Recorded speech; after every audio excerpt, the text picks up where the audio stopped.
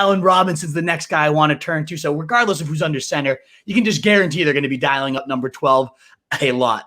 Despite subpar QB play, he's been the wide receiver 9, wide receiver 8 in fantasy, no small part to the fact he saw 154 and 151 targets across his 2 seasons with the Bears. In fact, he has seen at least 150 targets every season he's played a full year, regardless of where he's at, regardless of where his QB is, and he's been a top 10 quarterback in all of those seasons. I mean, top 10 receiver in all of those. So the guy is clearly a baller. Now, do you think we should just expect more of the same this year? Could he even improve, whether it's Dalton or Fields? What are your expectations for Robinson this season?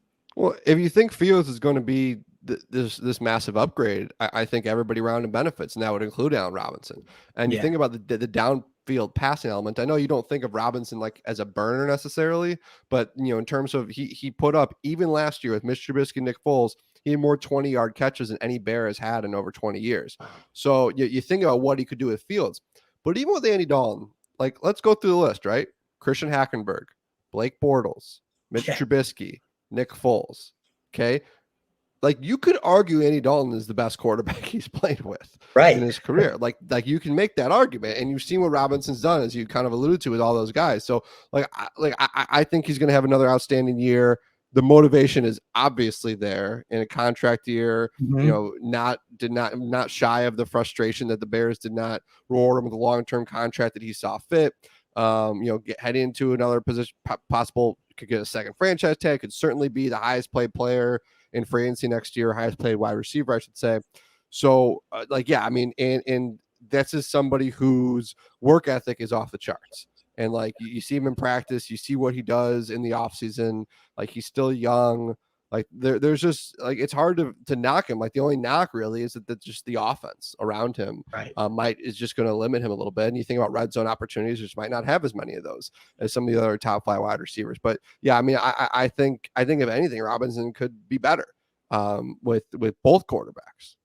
Yeah. And that, I mean, I'm 100% agree with you. I think the fact that you said he's still young, like, a lot of people listening, it's easy to forget that he really is only, I believe, 27, 28 right now, which is crazy. Like, it feels like he's been around forever, but he really isn't. So he's got plenty more years. He's still right in his prime. I'm fully there with you. I always like to do this with the beat writers when they come on, is ask you what you think of the Vegas lines after they've added him. So his line right now is set at 1090.5 yards and 6.5 TDs. What do you think of that? Do you think over? Do you think under? Is it split on different stats? Like, what are your thoughts on that line? Ooh, man, I would say if it's over both, I think the Bears would be really happy with that. Yeah. I think that the problem, and I remember doing this last year with an over-under somebody gave me with Robinson's touchdowns. I went under, and he ended up being under. And that's just, again, the consequence of this offense. Like, it's just not a good enough offense for him to score 10, 12 touchdowns a season like somebody of his caliber probably should. When they get down to the red zone, I know we're going to get to the tight ends in a minute, but like, that's who the quarterback's going to be targeting. And then you think about David Montgomery taking those goal line carries. So I could see him getting, I think 6.5 is perfect for that to where to put that. The receiving yards, I go over on that. I mean, I really think you could, because look, this is a team that could be trailing a lot too this season. Is going to have to be throwing a ton, and he's going to be the guy. So yeah, I would say over on receiving yards. Shoot, that touchdown is tough. Like, I usually go under with him. Again, not a slight on him, but just a slight on the offense around him. Right. Yeah. And just for context too, he's put up 1147 and 1250 yards. So this is under what he's done in 2 straight years. If he does have the best quarterback of his career, and I agree with you, even if it's Dalton, it's going to be better than what he's dealt with.